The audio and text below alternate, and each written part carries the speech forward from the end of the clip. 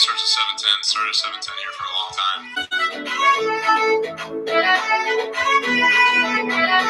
What's up, everybody? Welcome back to the 10After7 podcast on YouTube with your host, Michael Cody Stephenson. I'm back and it's December, so I have no other choice than to spread some joy with this podcast today. It's episode 45, so shout out to the first number 45 who popped in my head. He's a Texas high school football legend. Permian High School, to be specific. The star of the Friday Night Lights movie, the electrifying running back, number 45, Boobie Miles. And yes, I'm absolutely convinced we would be talking about an NFL Boobie Miles if his leg didn't snap in half. Let's start with today's podcast by talking about the big bad NFL. I'm going to take you back to March when everything in the world shut down. We didn't have our sports. And I started this podcast by talking about a Michael Jordan documentary that was 10 hours long. I even talked about how many books I was reading. And you guys probably looked at me like, this guy can't fucking read. What's he talking about? I'm actually on book number 7 and it's month number 12, so I'm behind and I admit that. But during all of it, we were looking at every single commissioner of our 4 major sports and saying which one should we trust? Which one should we follow through it all? Which one of these guys is going to put sports back on our televisions?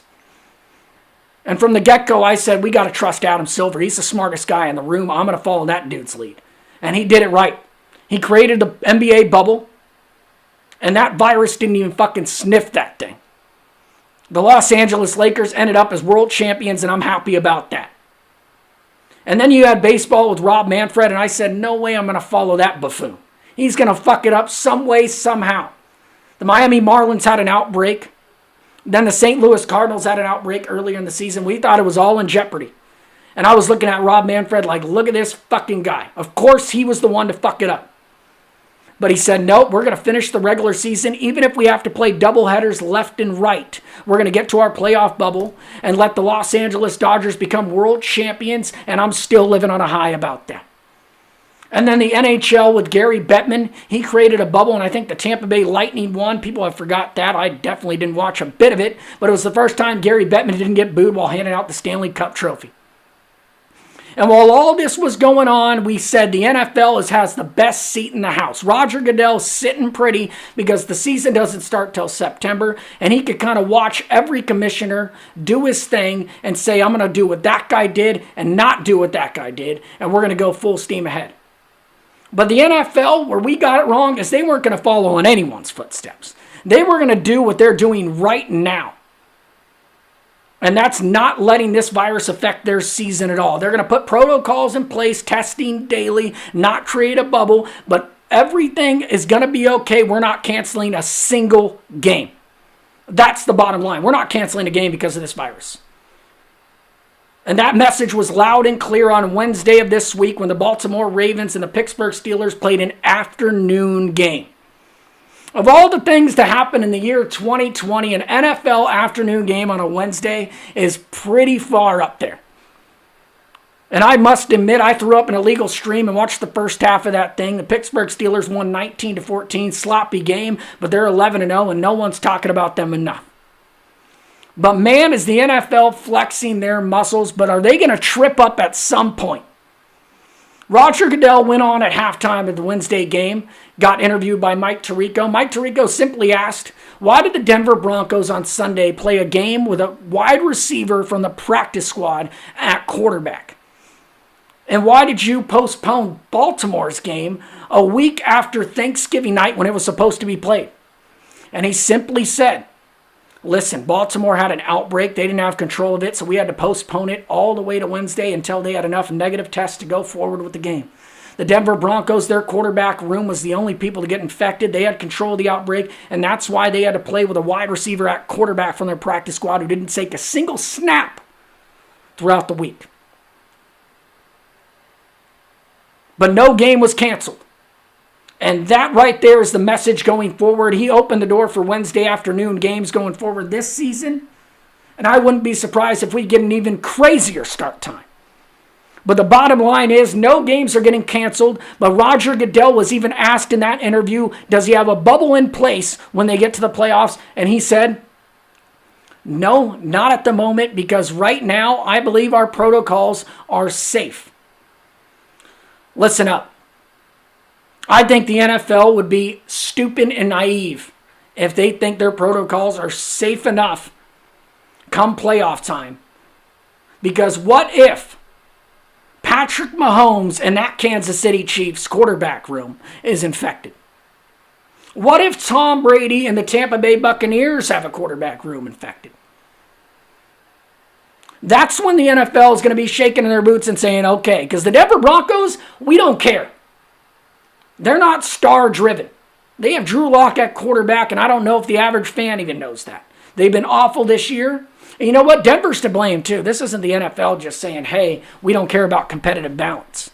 The Denver Broncos, and across the league, a lot of teams are putting one emergency quarterback separate from every single quarterback, only doing Zoom sessions to keep him healthy in case a situation comes up like the Denver Broncos had on Sunday.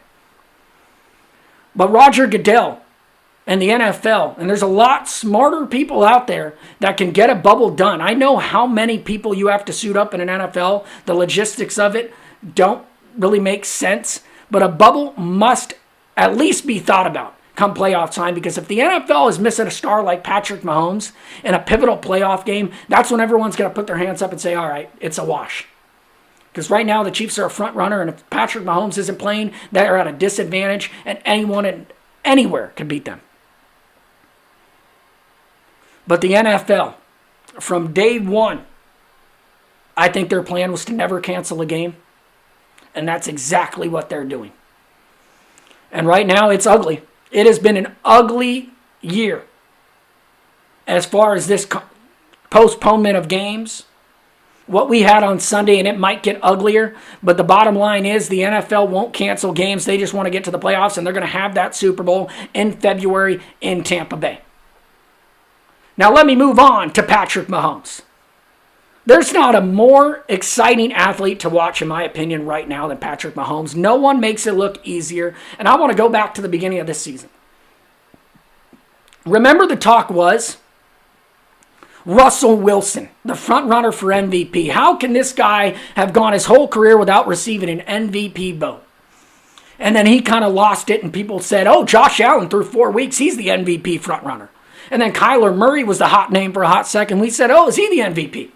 And the MVP became a hot potato each and every week this year. And it took us 12 weeks to finally realize, oh shit, Patrick Mahomes, 30 touchdowns to 2 interceptions, throwing the ball around to Tyreek Hill and Travis Kelce. That dude is the MVP. And right now, no questions asked, no doubt about it, he's going to run away with this MVP, and the Kansas City Chiefs are the front runner to win it all. And by the way, must add, that was my preseason pick for MVP. Or for the Super Bowl. My bad. Kansas City Chiefs. And even when Patrick Mahomes signed that $500 million contract, we said the dynasty was starting, and the dynasty has absolutely started. And the last NFL note I want to talk about the Tampa Bay Buccaneers. Boy, did they have a much-needed bye week coming up this week, because already the talk, the media waves, everyone around the NFL is talking about trouble in Tampa. Is Bruce Arians have too much control of the offense?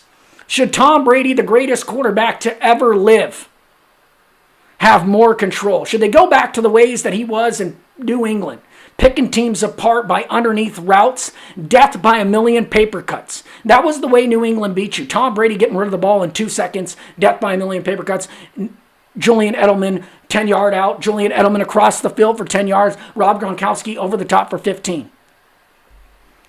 And for some reason, the Tampa Bay Buccaneers have looked out of sync the last couple weeks, steamrolled by the New Orleans Saints. And if you watch the game against Kansas City, they really didn't have a chance. The final score said they won by 3, but Kansas City could have won that game by 100. Tyreek Hill had 269 yards total. But it went back to how many 3-and-outs Tom Brady and the Buccaneers have had. You could tell, if you watch Tom Brady over the years, you watch them against Kansas City and against New Orleans. And Tom Brady has all the weapons that he needs. That was one of the reasons he left New England, right? They didn't have enough weapons. Bill Belichick wasn't picking the right guys. Well, now he's got Mike Evans, Rob Gronkowski, Antonio Brown, Chris Godwin, even Scotty Miller's his newfound love. But Bruce Arians' offense, he needs to come off a little bit. And Tony Romo, who announced the game against the Chiefs, basically had every and any excuse for Tom Brady as to why Tampa Bay hasn't been getting it going with Tom Brady at the helm. And I honestly think Bruce Arians is probably being a head coach, having too much power of the offense. You have the greatest quarterback at your disposal. You should probably let him do what he does best. So Tampa Bay, trouble there. I don't know if they figure it out. They're definitely a playoff team. We've seen them, and the anomaly was the Green Bay Packers. They blew them out, and that's when everyone started to talk about, Tampa Bay's getting it going. But this bye week can probably be the most important week to Tampa Bay. Does Bruce Arians finally realize, okay, let's have Tom Brady take control of this offense? I want to move on to college football. How did I fall out of love with college football? Well, the year 2020, it did it to me. I realized at the beginning of the college football season that it's a regional sport. I didn't really care that the SEC was the only conference playing. And then the Big Ten came along, and Ohio State was really the only juggernaut there. And I said, I don't really care about that. I just want USC to get going. And Pac-12, of course, was the last conference to get going. So everything was kind of up in the air. Conferences starting at different times, no non-conference games, and that's where the bragging rights come in. Everyone loves when the Pac-12 takes on a Big Ten team. You get to say, we beat you guys there. We could beat your best. And we don't have that this season. So when the playoff committee has their top 25 rankings on Tuesdays, I don't really care. The storyline really is BYU wants to be involved. Cincinnati is another undefeated team that wants to be involved. It was announced that BYU is going to play Coastal Carolina, another undefeated team. What's that going to do for their ranking? I don't know. So right now, the top 4 ranking is Alabama, Notre Dame, Clemson, and Ohio State. Ohio State's only played 4 games. Who knows if more games are going to be canceled in the Big Ten. College football, if they want to be relevant, and I'm a huge college football fan, but for some reason this year I'm not. I've watched a handful of games. I thought Clemson, Notre Dame was a great game. I watched Notre Dame and North Carolina the Friday after Thanksgiving. That was a terrific game. And I watched USC's 3 full games. But other than that, they don't have anything moving the needle. And the Heisman watch is usually probably the most fun thing to follow when it comes to college football. It was just like the MVP award at the beginning of the NFL season. Who has it this week? Who had the big game this week? Who's the front runner? And right now it's Kyle Trask at Florida, and I don't think 75% of America knows even who Kyle Trask is.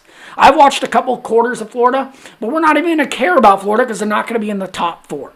And this guy's Heisman is going to be the most forgotten Heisman of all time. If college football wants to be relevant, I don't know if it's possible. It's probably not. They're sticking to the top 4, the Final 4 playoff. If they could just open it up to 16 teams. Division 2 and Division 3 have their 16-team bracket every year.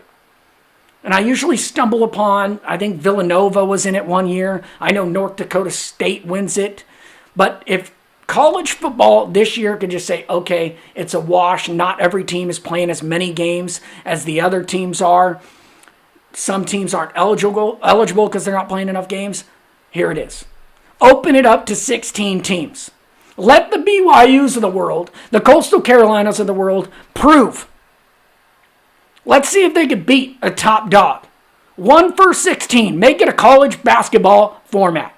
I know it's a pipe dream, but this would be the best case scenario. Everyone would be all in on a 16-team playoff format. And I guarantee you right now, Cincinnati, another team that wants to be involved in the playoff, they would knock off a top-notch team. Luke Fickell, their head coach, came from Ohio State when they were reeling off victories with Urban Meyer.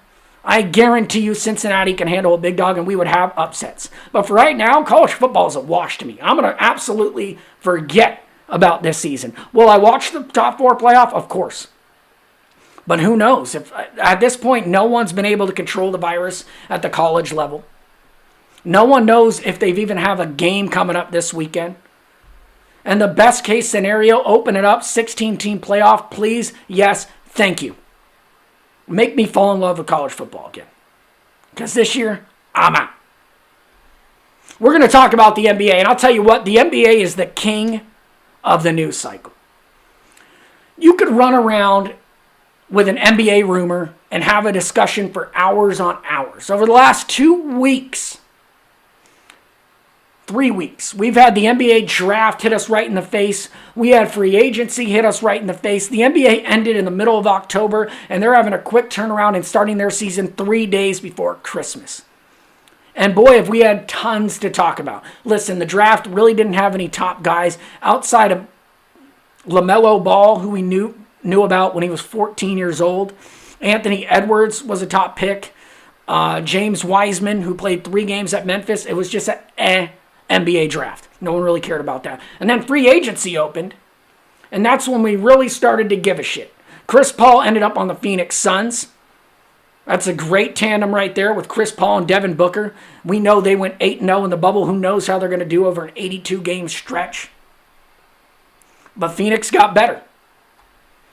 And then one team you got to talk about is, of course, the world champion Lakers. And boy, did they get better. Re-up, reload. This team's on a pace to go to a three-peat. And no one's gone to a three-peat since the last Kobe, Shaquille O'Neal three-peat Lakers. But this Anthony Davis and LeBron James Lakers teams, they're on the front runner to do it. What they did in free agency, Dwight Howard left, sorry about it. Mark Gasol, come on down, replace him. Rajon Rondo left to the Atlanta Hawks. You know what? Dennis Schroeder, we're going to trade with the Oklahoma City Thunder. Second man. Finished second in the Sixth Man of the Year voting. Thank you very much. He was a walking bucket for OKC when Chris Paul wasn't on the floor. Bring back KCP. Bring back Morris. Who else we got? Oh, the Sixth Man of the Year award winner. Let's take him from the Los Angeles Clippers, who everyone thought was going to win the title. Montrezl Harrell, come on down. And just yesterday on Wednesday, Montrezl Harrell. Why did I say Montrezl Harrell? I have no idea why. Just yesterday on Wednesday, LeBron James signed a 2-year contract extension worth $85 million. And you know what talks? You know what tells the story about a guy signing a 2-year contract extension worth $85 million? No one had a bad word to say about it. No one was going to be on the take that LeBron James is washed. The Lakers shouldn't have signed him. I couldn't find one, and there was probably a crazy MFer who tweeted out that it was a dumb contract, but it was probably a troll because no one had a bad word to say about LeBron signing a 2-year contract extension with the Lakers. And then the very next day, what we were all waiting for is Anthony Davis signing the max deal, 5 years, $190 million to return to the Lakers. Yes, that's what the Lakers did this offseason. Yes, if there's any front runner above the Lakers, I haven't heard of him. And then to finish this podcast, of course, I got to talk about the Los Angeles Clippers. There was a profile yesterday on The Athletic. Jovan Buha, I think his name is. I'm pronouncing that so wrong. But it detailed the chemistry issues that the Los Angeles Clippers faced this past season. If you remember, we shit on them because they had a 3-1 lead in the Western Conference semis against the Denver Nuggets and blew that. And Paul George said, oh, it's all right. It wasn't championship or bust. Think again. And man, was there chemistry issues with the Los Angeles Clippers, and here's where it starts. When you signed Kawhi Leonard to this contract to come to the Clippers, and you traded away 1 million draft picks to acquire Paul George to be his partner, this is what you got. Some of the perks included the Los Angeles Clippers, Leonard and George last year. Leonard and George were the only players to have their own personal security guards and trainers. That's where the rift started. Think back a few years ago when the New England Patriots and Tom Brady and Bill Belichick, the rift started to start. Yeah, we know about the Jimmy Garoppolo, but remember the Alex Guerrero stories? Bill Belichick said Tom Brady has this guy coming around, his own personal trainer. Yeah, you know what? Alex Guerrero, you're not allowed on team flights anymore. That's where the rift started there. So own personal security guards and trainers. Los Angeles Clipper players were already looking sideways at Paul George and Kawhi Leonard. Let's go to the next perk. Leonard and George had power over the team's practices and travel schedule, leading teammates to believe Leonard canceled multiple practices. We talking about practice? Kawhi Leonard having control over practices is wild. And I feel like Paul George, who isn't good enough to ever have these powers. I guess if you're the Clippers, you're willing to do anything to get to your first Western Conference Finals, which you still haven't done with these guys. But you're going to do anything to acquire Kawhi Leonard, but I think asking for too much. But where's Doc Rivers? I mean, if you're going to list these things that the players had trouble with, Doc Rivers has got to be the guy to say, hey, that players don't have control over practice. I'm the guy that makes the practice schedule. But apparently Kawhi Leonard had final say on practices and he canceled multiple practices. And here's the great one. Leonard was allowed to live in San Diego and commute from there, which often made him late for team flights. Kawhi Leonard's batshit crazy. The guy doesn't say too much, doesn't really talk to the media. We know he has a weird-ass laugh, and that alone tells you the story about how weird Kawhi Leonard is. But if you're willing to live in San Diego and commute to work in LA, I don't care if you have a helicopter or not, that seems like the biggest pain in the ass. And of course you're going to be late. That's just stupid. It doesn't make sense to live in San Diego and work in LA. But I guess if the Clippers let him do that, and I guess if you live in San Diego, some days you're like, all right, yeah, I don't want to go to practice today. It's too far of a drive, too far of a helicopter ride. So that just doesn't make sense. Everyone can relate to that one. You're stupid if you live in San Diego and work in LA. And here's the big one. Leonard and George typically didn't speak to the media until at least 45 minutes after games concluded. This usually resulted in their teammates speaking with the media first and for longer, essentially becoming the public voices of the team. Of course, that would piss me off. Because games like Paul George had in the playoffs when he shoots 2 for 14, scores 9 points, or Kawhi Leonard has an off day. Usually he doesn't have an off day because he only plays, twice a week. But if you have the other guys having to answer the questions, no one wants to deal with the media in general. But it should be your star guys. Those are the guys that all the media members are going to. You let the other guys off the hook most of the time. And when they finally have to, maybe in a playoff game, when it's their time to shine, when they have their podium games, they'll go up there and talk, or they'll admit to their mistakes. But that kind of sucks when you leave everyone else out to dry, when they have to answer the questions after a loss because the star players aren't doing it. I mean, this is bad. These guys didn't come out until 45 minutes after games are over, letting the other guys answer questions, because we know players don't like to answer questions at the end of games. Win or lose, they just want to get home. And when the star players aren't willing to answer the questions, of course the other guys are going to be looking around saying, where the fuck are these guys? They get all the praise when we win. But when we lose, we're the ones that get blamed. The supporting cast isn't good enough. But win or lose, we have to answer the questions because these guys are taking their old sweet old time because they don't want to face the media. They don't really care to do so. Insane.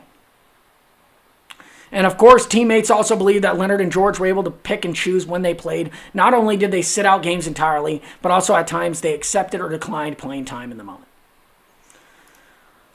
These are all perks with these players, but I can't read this without saying Doc Rivers had no goddamn control over this team.